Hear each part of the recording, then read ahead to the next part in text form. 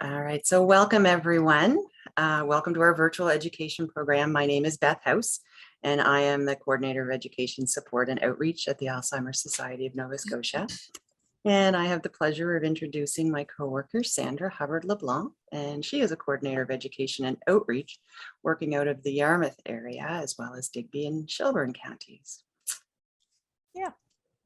So hello, everyone, and welcome to this Alzheimer education event.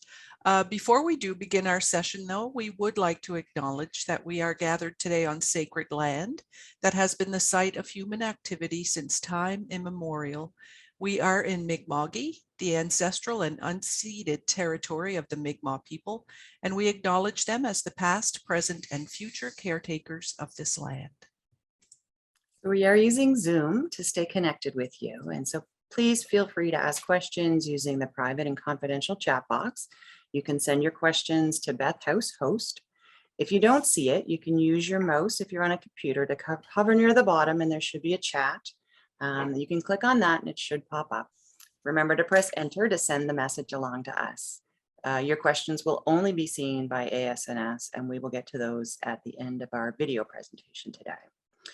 And our audience today includes people living with dementia, people caring for someone with dementia, and people who just want to learn more. And another reminder that this session is being recorded, so your microphones and cameras are turned off so that your faces and voices will not be a part of this recording. For today's presentation, we will play some parts of the webinar, Growing the Conversation on Young-Onset Dementia. Oh, and I just lost my notes. So this was a webinar put on by Dementia Talks Canada in partnership with the Alzheimer's Society of Canada, and addressing a topic that is becoming more and more prevalent in young onset dementia and the unique challenges that come with that. The people in the webinar are persons with personal and or research experiences with young onset dementia who will share their knowledge, stories, and perspectives. So if you wish to see the webinar in its entirety, we will have a link to the YouTube channel for you at the end of today's presentation, and as well, it'll be sent out to anyone who registered, and you'll get the link to the recording as well as the link to their recording. And after the webinar presentation, we will have a facilitated discussion along with some questions and answers. So feel free to pop your questions into the chat box at any time, and we will get to them at the end of the video presentation. So I'm just going to pop over to that. All right, and are you seeing my screen, Sandra? We're seeing the screen. Yes, the video is ready to play. Okay. Today for our first talk, Growing the Conversation on Onset Dementia, we have 4 individuals with us who possess unique perspectives and knowledge regarding young onset dementia, which is a term we use when dementia symptoms emerge in a person before the age of 65. So dementia in people in their 40s, 50s, and early 60s, or even sometimes their 30s and 20s. So it gives me great pleasure to introduce our panelists. Mario Gregorio is a student mentor with UBC and Simon Fraser University, in addition to a variety of other groups. Wonderful to have you here today, Mario. I know that you first experienced dementia symptoms in your 50s, so I appreciate your input today. Natasha Jacobs is the advisory group lead here at the Alzheimer's Society of Canada, and she has been sharing a lot of great stories and experiences for our new Young Onset Dementia Hub around her family's experiences with young onset dementia. Next, we have Dr. Mario Masellis, who is a neurologist at Sunnybrook Research Institute. And among his many accomplishments, he authored a report for last year's World Alzheimer's Report about how can we diagnose young onset dementia more efficiently, which is really important because usually, as many people here know, it takes unfortunately quite long for people with young onset to be diagnosed. And last but not least, we have Cameron Berry, who is a knowledge translation associate here at Alzheimer's Society of Canada, and is also a researcher and scholar around another really important facet of young onset dementia, which is young caregivers. That is to say, caregivers who are aged 15 to 29, sometimes younger, sometimes a bit older, but who can play quite a significant role in caring for folks and family members with young onset dementia. So a big thanks to each of our panelists for their involvement in today's talk. We thought we would get started soon after a quick explanation that the session is being recorded, but it's only video and audio of each of the moderator and the panelists that are being captured during the meeting. We will have a Q&A session near the end of this presentation. So if you have any questions or comments, please put them in the chat box when the discussion wraps. And we also have a skilled team monitoring the chat box for any technical issues as well. So if you have any during this presentation, please let them know and they will help you out. So wanted to get started with Mario Gregorio. We know you do so much work educating people at universities and community settings and us here at the Alzheimer's Society too about experiencing dementia in real life. We know you have a video already prepared actually, so that you don't have to repeat the same information every time you give a talk. Is it okay with you if we start with that video? Yes, please. I'm glad to be here. I have to say that. Okay. Thanks, Mario. All right, so tech team, if you can get the video going, and then after the video, we'll continue the conversation.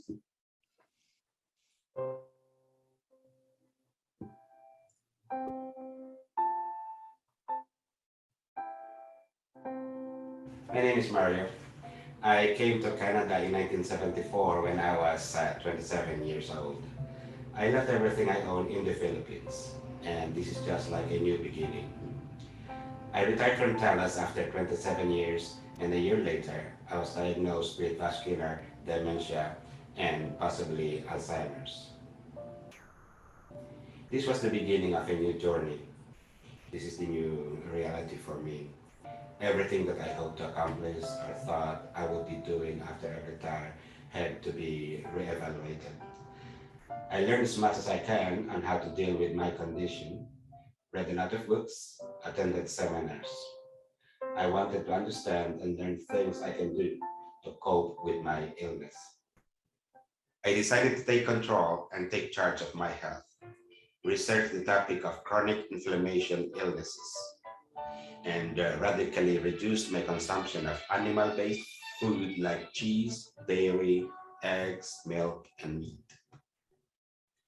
Junk food, colas, and anything loaded with sugar, starch, or oil were thrown out the door. I loaded on vegetables, fruits, and beans, and anything that is supposed to be good for me. And smoothies became my best friend. I made a point of eating out with friends or family members once a week. I always pay because I believe this is cheaper than seeing a therapist. We have fun trying out different ethnic restaurants, and our mission is to find places where we can eat cheap but good. In Vancouver, the multi-ethnicity of the city makes this a very easy thing to do. I bought a digital camera and used it to create destinations for my morning walks, and I joined Photographers 101, a website managed by Barry Hetzcott. This hobby, more than anything else, have made life bearable for a person like me who have dementia. Vancouver is a fun city to take pictures.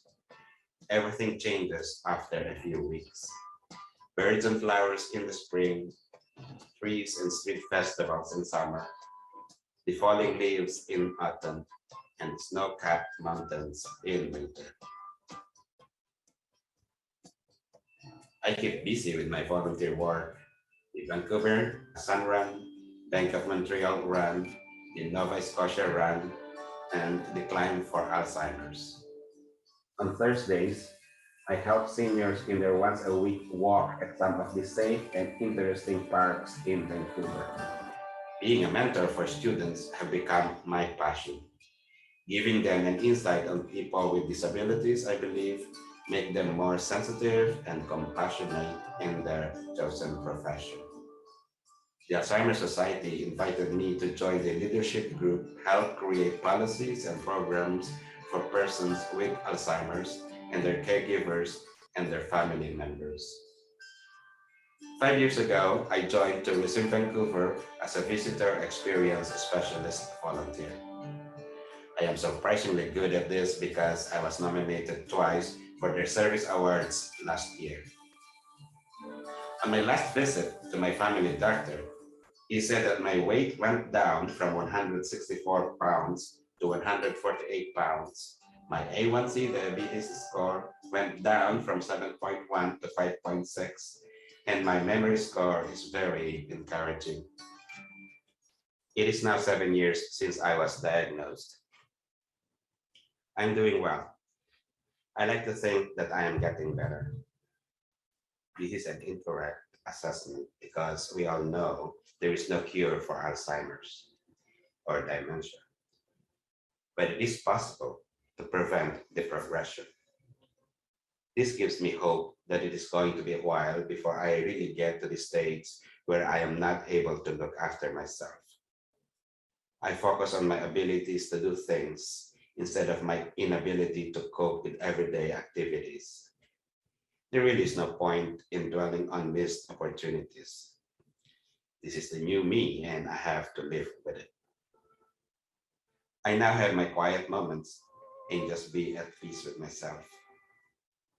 I joined a group of seniors at the Roundhouse Community Center do Tai Chi. I do not remember the moves, but with my friends, it is easier. And when we make mistakes, we just laugh.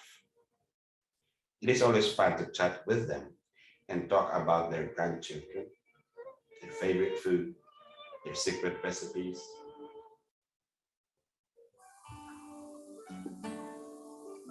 Having dementia is like a journey.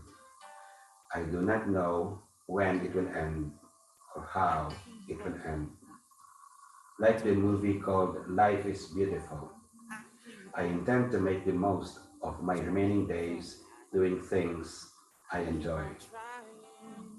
I ain't gonna stop. I love talking to people, so I will be with them. I love taking pictures, so I will continue with my morning walks with my camera, admiring the flowers and the trees and the birds around me. Yes, it is a long journey. I think of my brain cells like the twinkling stars. They are beautiful and bright. As my dementia progresses, there will be less and less of them.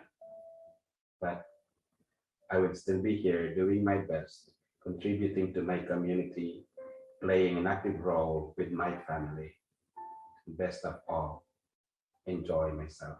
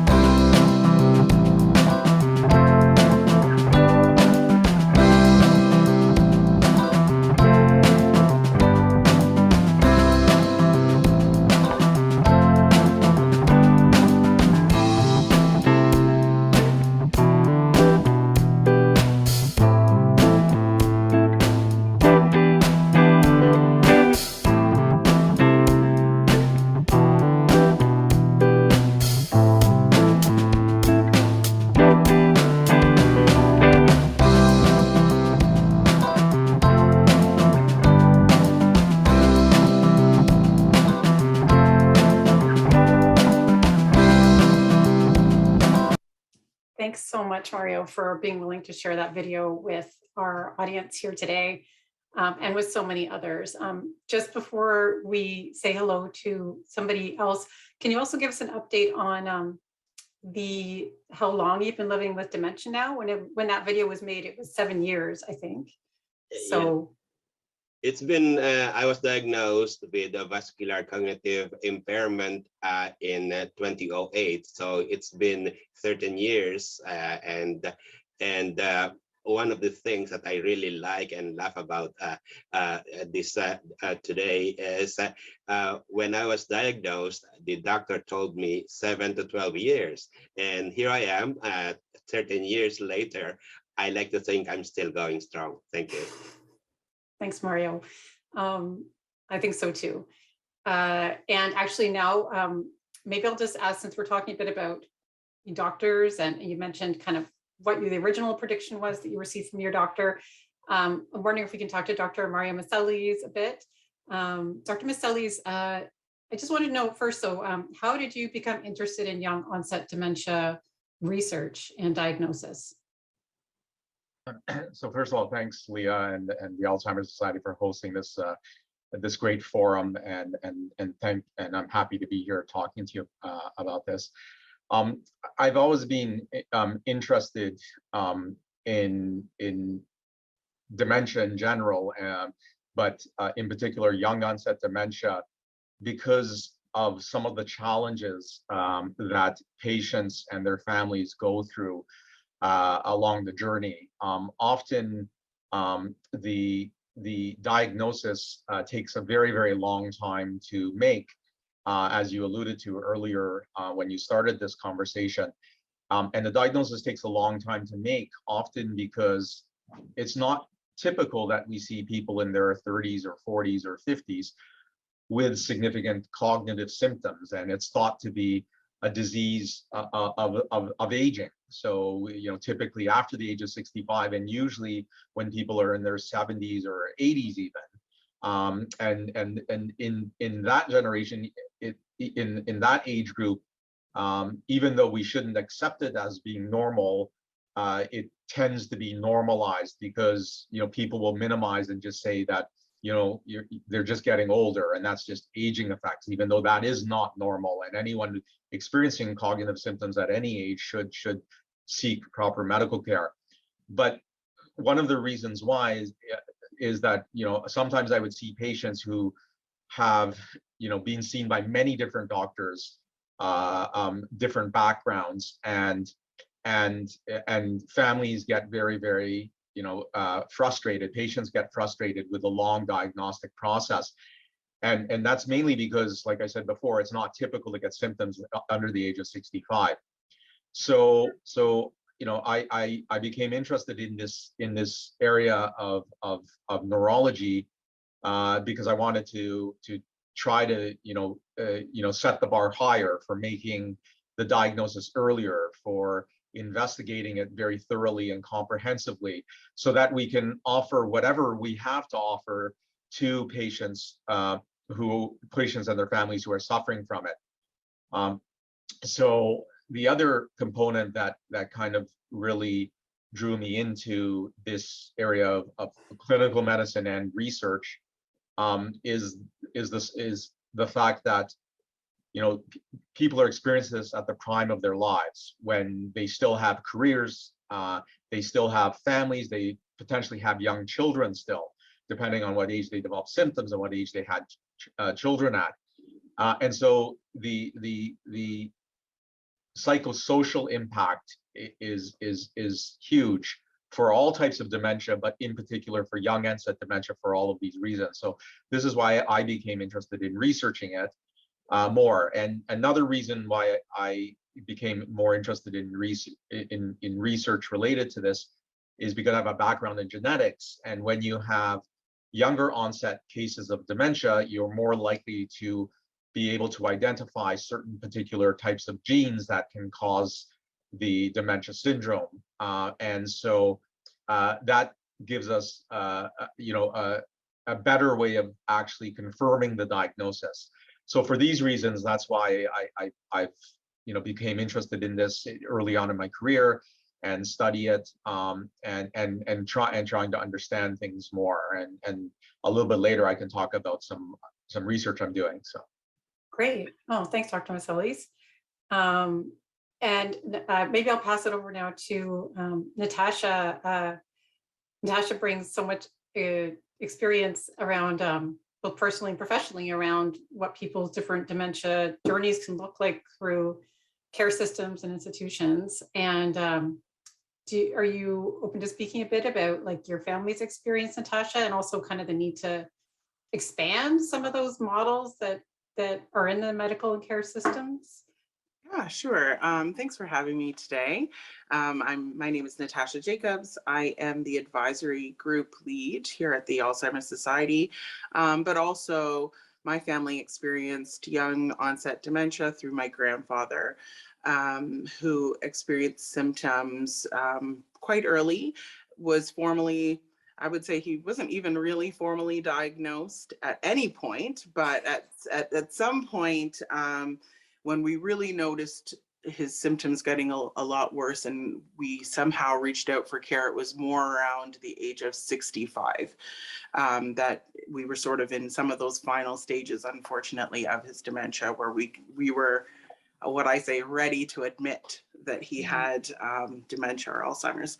And some of what led me to join into this dementia space or to study it in school was that my family was in denial of his diagnosis, that my community as a whole wouldn't recognize that dementia really existed.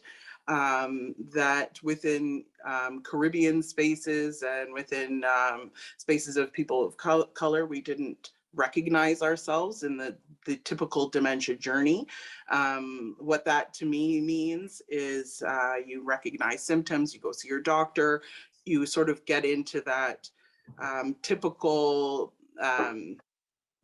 sort of journey of finding your way into long-term care eventually. And that wasn't our journey. Our journey looked very different. It was multi-generational households. It was aunts and uncles looking after each other. And it was really not much education around what dementia was as a whole. My grandfather's symptoms, my grandmother, who was looking after him primarily, would often just diminish some of his symptoms. She often said he was just tired, oh, he's just confused, leave grandpa alone, don't talk to him. And at most points, he was very isolated from us because if he was to speak up or really show his symptoms, there would have to be an admission. And it really trickled down into even my father and his children. They covered for him a lot. They would drive him places because they were afraid of his driving, but they would never say that. They would just say, oh, let me take you, Dad, or let me give you a lift, and those sort of things. And at the time, I was about 11 or 12, but I could still see that something was really wrong and nobody really wanted to talk about it. Nobody really brought it up. It came to a point at one point where we were all standing at the doorway saying our 8 millionth goodbye, as some families do. And he turned to me and said, hey, you in the red shirt, come and give me a hug. And I was fed up with the whole family, started covering for this guy. And here he is, my grandfather, and he doesn't know my name. And I know that. No one's admitting that he doesn't know my name. And I sort of point blank looked at him and said, what's my name? And, he just sort of said, hey, you in the red shirt. And I just said to him, what's my name? And there was a silence that was deafening. And it was a turning point in our family. And I remember my mom just saying, I know that this is your trajectory, because at that point in your life, you knew that we needed to talk about it.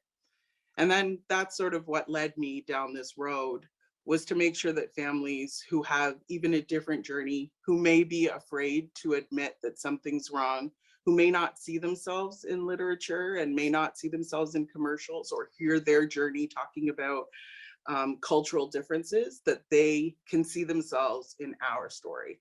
And that if by sharing my story means that others who look like me share their story, that we could get resources and education out there to them, then it makes all the difference to me. That's why I'm here today. Leo, it's Mario. Hi, Mario. Hi, I want to make a very quick comment on what Natasha's mentioned, and it sort of sticks in my mind about something when she said her family was in denial. I think this is very important because it's not only the family that is in denial. Most often, it's also the person that's Oh, diagnosed absolutely. that is in denial. And this is very important because it is the fear about the illness that makes people react to the illness. And it's very stigmatizing, if I can say that. Thank you. Mhm. Yeah, I think one of the things that my father shared, as Leah mentioned, my father and I shared our experience on the young onset dementia section on our website now. And one of the things that my father shared was that where he grew up, back in the day, way back, if you were to admit that you had Alzheimer's or dementia, or if something was wrong, you were just put in one place. And unfortunately, that was sort of what back in the day you would call an insane asylum back then. It would be this one sort of horrible, awful place that the crazy people went to. And in coming to Canada, sometimes a long-term care can seem like that or feel like that to people. And if they admit that something's wrong, the fear is that's the next step. And that is where I think the stigma and where the education is so important, is that by just admitting that that is not the next step. By early detection, by early admission of it, by looking at your symptoms and finding out how you could live well with dementia, that is a real journey. And some people miss that. And because they are so afraid to admit it, they live with it until the very end stages, and that's where the trouble can come in. So this discussion is so important. This discussion is something that I really look forward to, because talking about early detection and signs and symptoms can go a long way to living really well with dementia. That's a great point. Thanks both. Yeah, and before I want to keep talking. I also just want to bring Cameron in a bit to this conversation. There's one thing that I know, Mario, you've written articles with the assistance of your niece and some younger relatives before. And Natasha, like you said, you were very young when your grandfather experienced dementia, and also when you wanted the family to talk more about it. So I want to bring Cameron in. Cameron, you've done all this research on young caregivers and have some personal connections too. Can you speak a bit about why it's important to also think about the whole family and these younger caregivers and destigmatize this all for them too? Yeah, definitely. So from my personal experience, I got interested in young onset dementia because I was a caregiver at a young age for my own dad, and he didn't have dementia, but he had an acquired brain injury, or he has. And he had a very similar experience with, his memory issues. And then our whole family kind of just was thrown into this little world.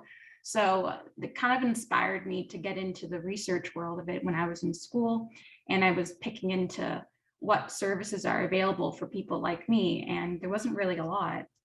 So yeah, that's kind of where I went with my master's. I talked to other adult child caregivers for people with young onset dementia about their experiences and the variety of caregiving roles that they have, how diverse it can be, and also just looking at, if they feel stigma, like what you're talking about, or if their parents feel stigma. That was a whole section of my research. And so that's kind of my experience. I think what's really interesting about it is that it's not really talked about a lot, young onset dementia in general, but also just young caregivers.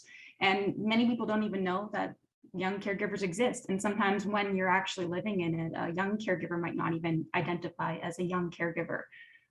So I've always thought that that's really fascinating. And then it's kind of rippled into what's available and what services are or aren't available. So I really think that something that's needed is, how does someone or a whole family, how do they navigate through the entire situation? What are some practical tips? What is something that they can use for financial help, or how to find programs and services, or how to just kind of cope through everyday life? And I think we're getting better, but I don't think that we're entirely there yet with the services that can be provided. Yeah. On that note, I know that throughout the dementia need in Canada, I know the dementia need in Canada overall is great, both for young dementia and old dementia. And there's a lot of service and program needs in the community and healthcare needs overall. I just wanted to ask from each of your perspectives, feel free to jump in, whoever most wants to first. Given your research and experience, what do you feel more Canadians need to understand or do about young onset dementia in the coming, like 2022? What's the most urgent from your perspective? I can jump in if you like. Great. Yes, please, Mario. Thank you. Yes, from the literature that I have read so far, there are I understand there's about 500,000 Canadians with dementia, and 3% of that have a young onset dementia. And when I look at the statistics in Australia, it's 3%, and in the United States, I believe it's 9%. So even if this percentage looks small, if you look at the total number, there's still a considerable number of people that are diagnosed before the age of 65. So as for myself, after I was diagnosed, I joined several support groups, but I did not feel like I fit in. And it's like staring at my future, and it did not look good. So I had to quit attending, and I like to believe that this young onset dementia hub can create awareness about this particular segment of people that have the diagnosis of dementia.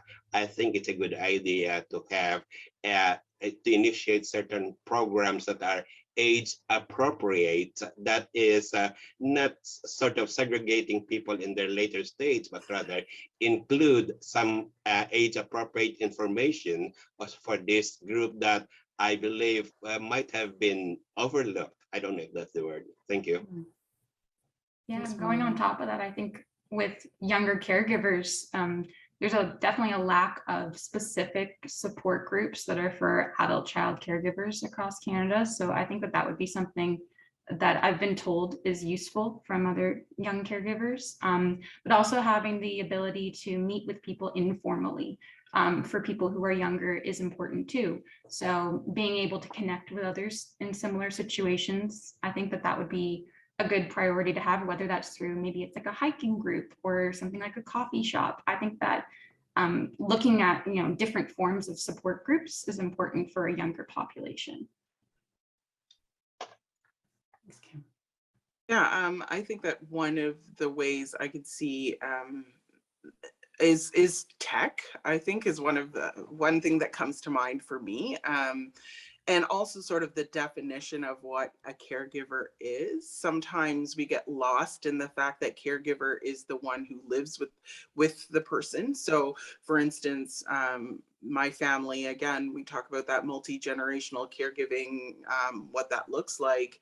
My grandfather had 4 children. They were all super involved in his care, but they would never consider themselves a caregiver, right? Because it was always my grandmother was their caregiver. Well, they were all very, very involved in that. And if they could consider themselves a caregiver, they may have reached out for some other help if they felt like it was a direct impact on their own family life, which it was. We were all brought into it. We all had to like pick up grandma, but also pick up from school, but also take to a doctor's appointment, but also go to soccer practice. It was all ingrained in all of our lives. So if we all felt like we were part of the circle of care, it might change what a caregiver looks like. And then the younger generation who is involved in that care may feel impacted more by it.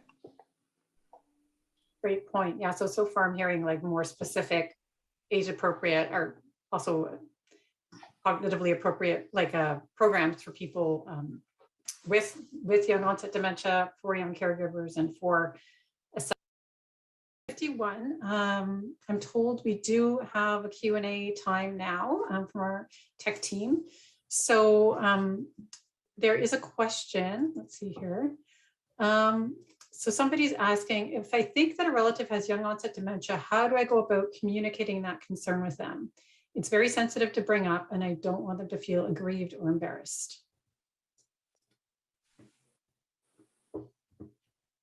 Thoughts, advice? I know it's a tough question, but it's an important one. I think that the first thing is that, once again, you have to kind of break that the barrier of stigma. And a lot of times, people don't want to talk about it or do something about it because of the stigma, as Natasha kind of had, mentioned, with her own, personal situation in her family.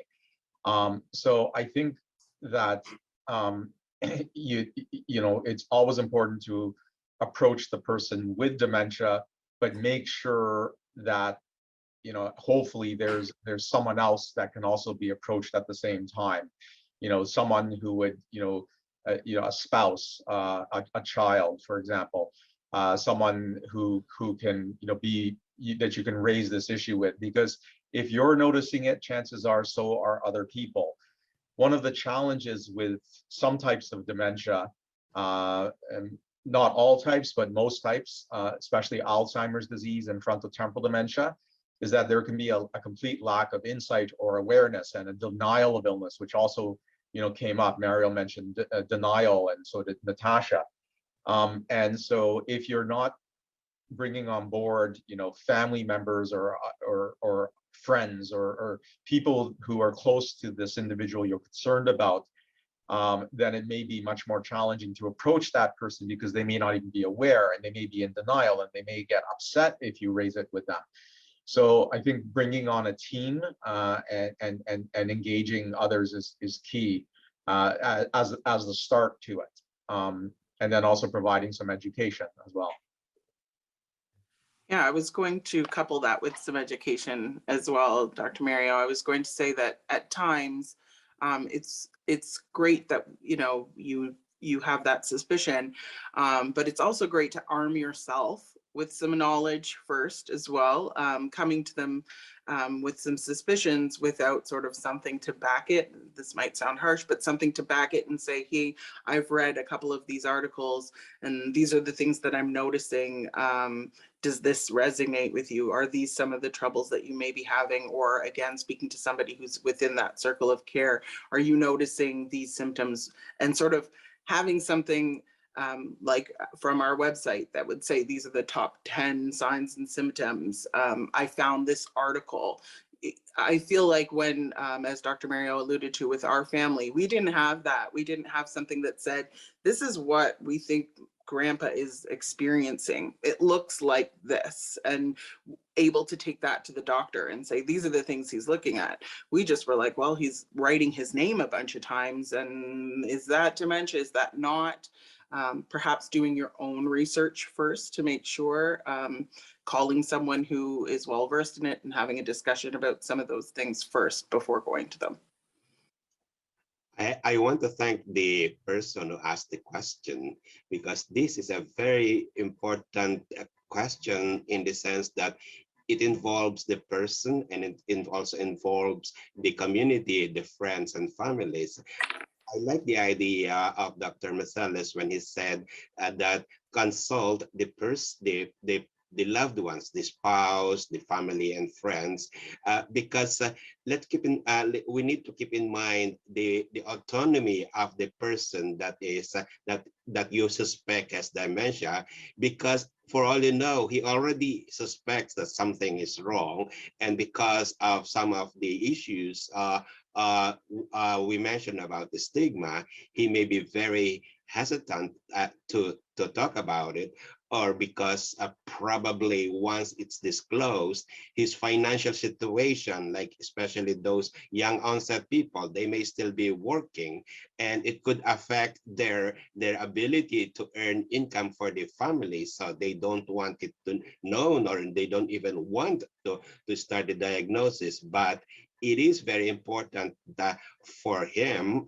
to be able to seek help, or be able to be diagnosed, so that as mentioned previously, some of them can be preventable. Some of these issues can be preventable, and it's always nice to know what is going on. So basically, I think we need to respect the rights of that person. So we just don't barge in and tell him go see a doctor or whatever. I think we need to be sort of cognizant of the situation. And I really like what Dr. Marcellus said, that consult loved ones rather than talk to that person first. Thank you.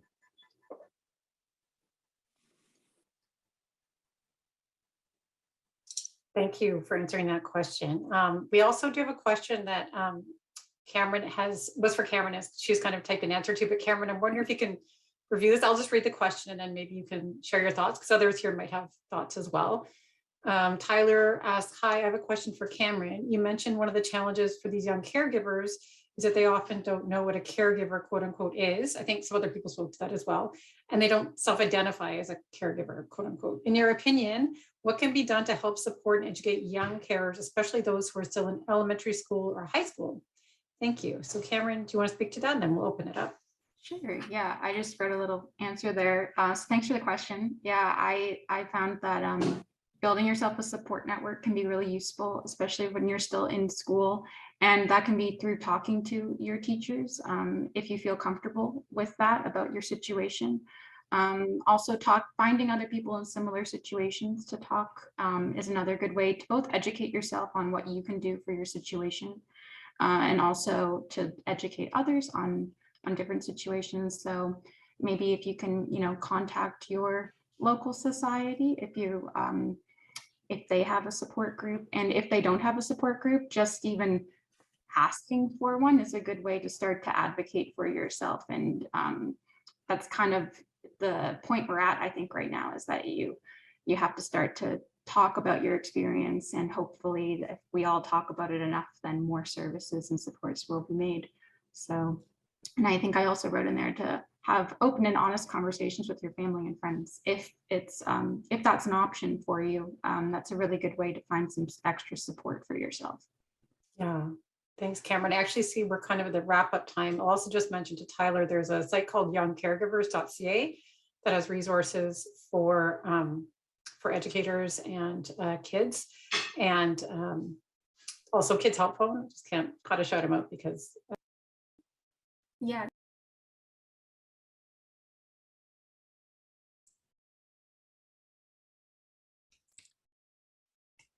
So welcome back, everybody. I hope you enjoyed that as much as Beth and I did. It certainly is jam-packed full of some great information and excellent talkers. Listen to me, my French, sorry. I'm thinking in French, I think. And as we said, as Beth said earlier, the full video, if you're interested, we're going to provide you with the link to that. We because of our time limits, we did cut out, I think, 10 minutes, and it was the talk was more focused on research and things like that, but it's worth checking into the full video as well. So if you haven't already done so, now is the time to enter any questions you may have in the chat box that just go to the bottom of your screen, and be sure to hit enter to send that off to us for sure. So Beth, boy, that was really good. I can listen to it, I think this is my third time, and there's so many good points that come out, and Mario, I just loved Mario, his openness and his willingness to share his life, and just the fact that, he made some lifestyle changes in his diet, and here we are 13 years later. Yeah. He was diagnosed at the age of 57. We did have that question come in. Back in 2008, he was diagnosed. And this recording was actually done about a month ago. So we jumped on the chance to share it. So this was very, very recent for him. And so he's still going strong. Those lifestyle changes for him made a big, big difference. They really did. And he has such wisdom. You know, he speaks about when they spoke about denial and how the family can be in denial. And he just automatically says, and the person is in denial. And, you know, just wow, I could listen to him forever. I really could. Yeah. Yeah. Yeah. There's so many unique challenges when someone is diagnosed so early. If they're, you know, if they're 80, it's a different story than if they're diagnosed when they're 50 or 65. Like they were saying, you still maybe at the height of your career, your children may be in elementary or junior high or high school, and now they're, you know, part of the caregiving team for their parent. And a lot of the resources are for children with grandparents who may have a dementia, which is very, very different from when your own parent has dementia. So yeah, at the end, we're going to share some resources from the Alzheimer's Society of Canada that they did mention, and some of our local resources as well, to support with just the unique challenges that come with the diagnosis of for someone under the age of 65. Yes, absolutely. And because of the younger age too, there's stigma that we're trying desperately to end with a diagnosis of dementia anyway. But when you add the young, rarer type, that really becomes something that, you know, is even a sense of being more stigmatized. And as Natasha said, you know, you can really live well with dementia, especially when you get that diagnosis, and then you can then start to get the supports from the community, from family, from wherever, to help you live well with it.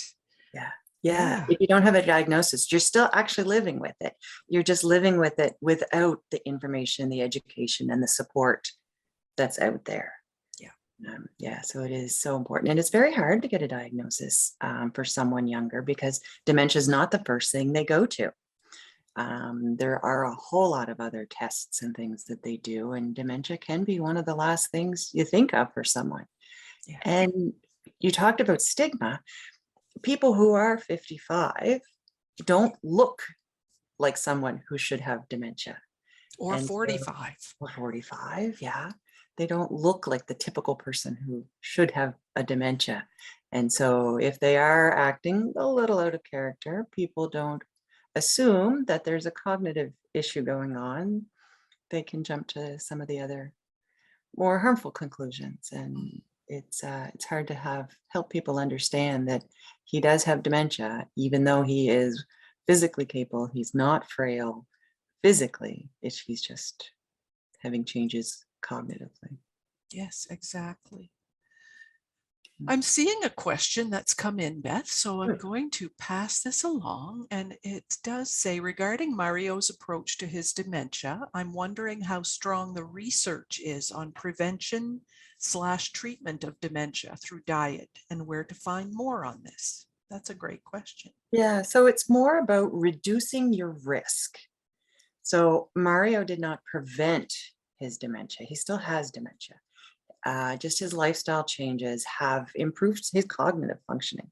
Everything that is good for our heart is good for our brain. So by, you know, eating better, by losing a little bit of weight, being more physically active, being more social, and, you know, stimulating his brain, he is helping to slow the progression and reduce, you know, the symptoms that he's seeing right now.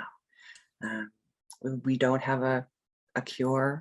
We don't know how to prevent this. We don't know the cause of dementia. There are so many different types and so many different causes. So that's why researchers are struggling. And some of those are preventable. You know, to lower the risk, can help lower the risk, but others are genetic factors that you can't change. So we do have a presentation that we can offer to the public, Heads Up on Healthier Brains, which would be, you know, if anyone's interested, please contact our info line and we can certainly set up presentations as well. There's another question here, Beth. Is young onset dementia rare? It is one of the more rare, but like Mario said, if you look at the percentage of people that have it, that still is a fairly big number, even though it's a small percentage. We tend to be seeing, we at the society, and we've had some anecdotal, I didn't say that right, evidence from the geriatric ambulatory clinic as well, that they are seeing, or they feel that they're seeing more people being diagnosed under the age of 65. Whether that is because we are diagnosing people better, more accurately earlier, or because there are more people, we're not really sure. But we at the Alzheimer's Society have definitely feel we see an increase in the amount of people being referred to us who have been diagnosed under the age of 65. Mhm.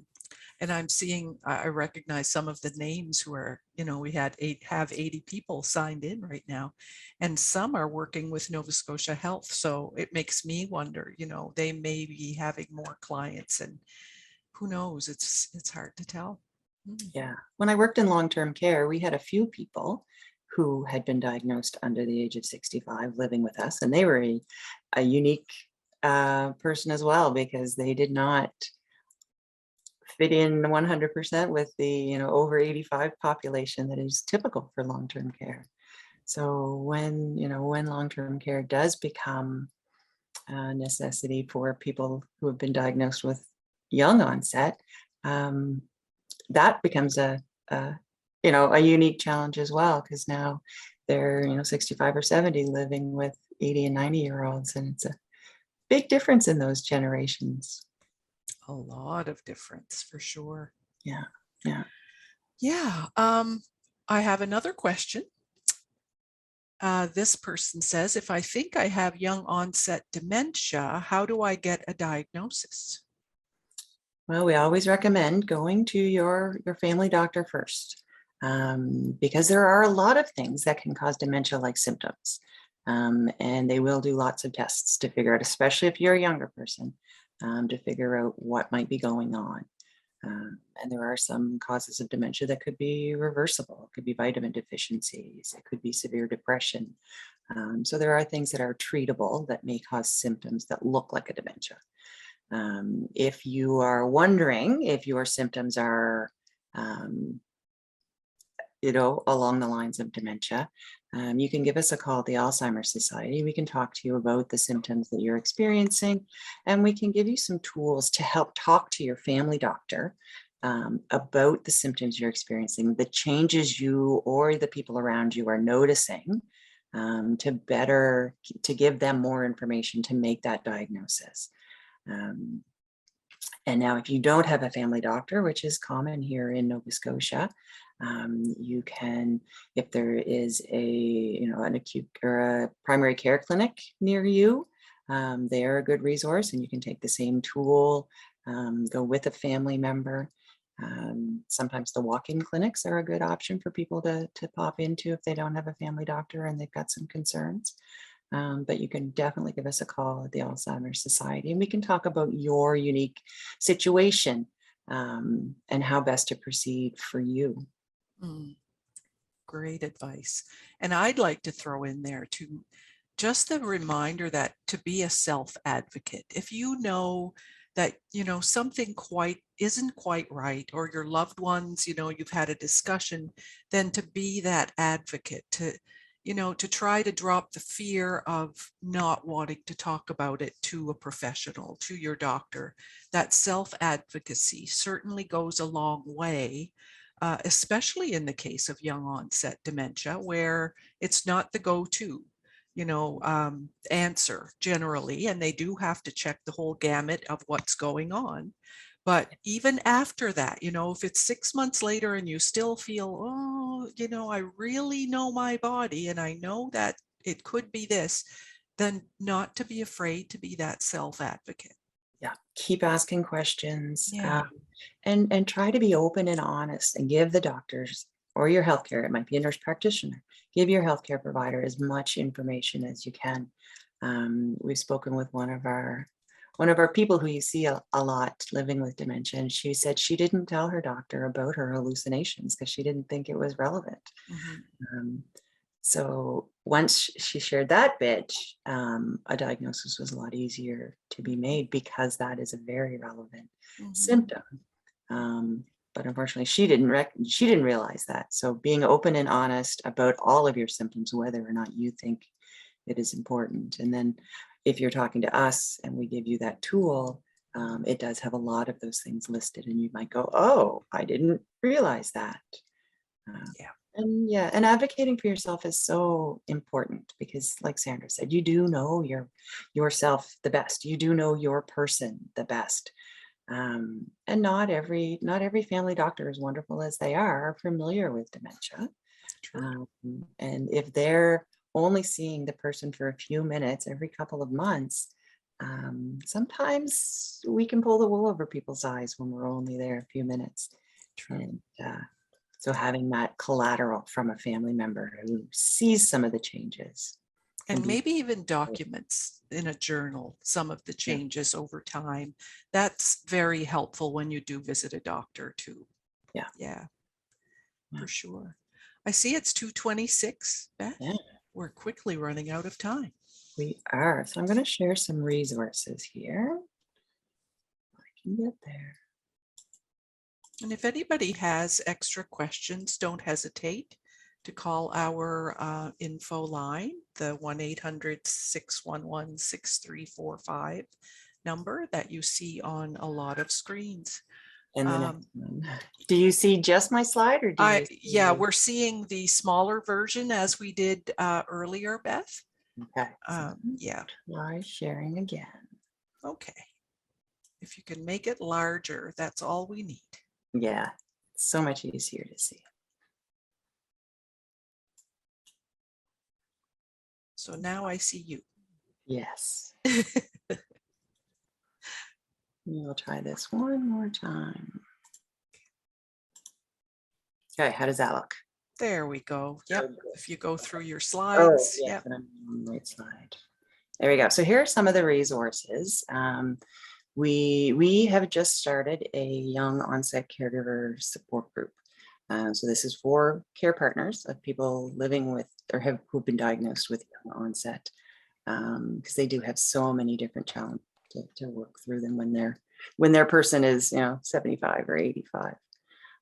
So if you are a care partner, whether you are, like one of our speakers said, if you are a direct care provider because you live with them, or you're supporting the person who is the primary care partner, give us a call at the Alzheimer's Society. We would love to have you be part of our support group and get support from others who understand even more specifically your journey with dementia. There is also a website from Alzheimer's Society Canada on young onset dementia, and there's lots of great resources there. We will send out these links as well in the email with the recording. And another one that was mentioned was the Young Caregivers Connect. And it is out of Ontario, but it's still a lovely Canadian resource for people who are young care partners. And this also includes people outside of the dementia journey, but it is very relevant for those care partners who are younger. We do have some other resources as well. So if you're interested, you could always give us a call at 1-800-611-6345, and our professional, lovely, talented InfoLine staff will be happy to share the resources that we have with you. We also have caregiver and care partner education that we are happy to provide. We do support groups as well, as we said, specifically for young onset, but we also do general ones across the province. Well, I say across the province. Right now they're all virtual. Hopefully in the fall we'll get getting back to in person across the province. And we have lots of brochures, fact sheets, print resources that we can send out, websites that we can share on any topic related to dementia. And we'd be happy to chat with you and support you on your journey, supporting your person with dementia. Absolutely. Reach out. You're not alone.